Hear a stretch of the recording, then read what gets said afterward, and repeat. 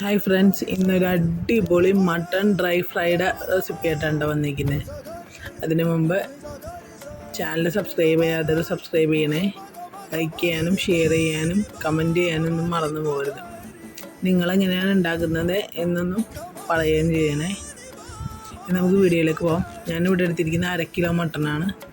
അതിന് വേണ്ടിയിട്ടുള്ള ഇൻഗ്രീഡിയൻസാണ് പറയാൻ പോകുന്നത് കേട്ടോ. അതിന് വേണ്ടിയിട്ട് ഒരു സവാള, 3 പച്ചമുളക്, ഇഞ്ചി, വെളുത്തുള്ളി, കറിവേപ്പില എന്നിവ ആദ്യം ഇടുക. എന്നിട്ട് അതിന് ശേഷം നമുക്ക് കുറച്ച് കല്ലുപ്പ് ഇടാം. കല്ലുപ്പും കൂടി ഇട്ടതിന് ശേഷം നമുക്കിനി പൊടികൾ ചേർക്കാം.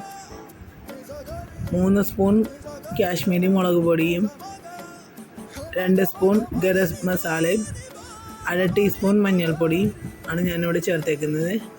ഇനി എല്ലാം കൂടെ നല്ലോണം നല്ല രീതിയിൽ മിക്സ് ചെയ്യണം. കൈകൊണ്ട് തന്നെ മിക്സ് ചെയ്യണം. നല്ലോണം മീറ്റിലേക്ക് മസാല പിടിക്കുന്ന രീതിയിൽ നന്നായിട്ടൊന്ന് മിക്സ് ചെയ്തെടുക്കുക.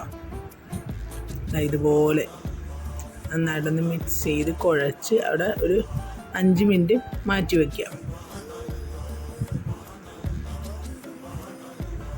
അതിനുശേഷം നമുക്കിനി ഇതിലേക്ക് ഒരു 1/2 കപ്പ് വെള്ളം ഒഴിച്ചു കൊടുത്തിട്ട് കുക്കറിലിട്ട് വിസിലടുപ്പിച്ച് വേവിക്കാൻ വയ്ക്കാം. ഞാനിവിടെ 8 വിസിലോളം അടുപ്പിച്ചിട്ടുണ്ട്. ഇത് നല്ല വേവുള്ള മട്ടനാണ്. ഞാൻ എപ്പോൾ എടുക്കുമ്പോഴും അങ്ങനത്തെ മട്ടനാണ് മാക്സിമം എടുക്കാൻ ശ്രമിക്കുക. 8 വിസിലടുപ്പിച്ചിട്ടുണ്ട്. ഇനി അതിന് ശേഷം നമുക്ക് കുക്കർ തുറന്ന് നോക്കാം.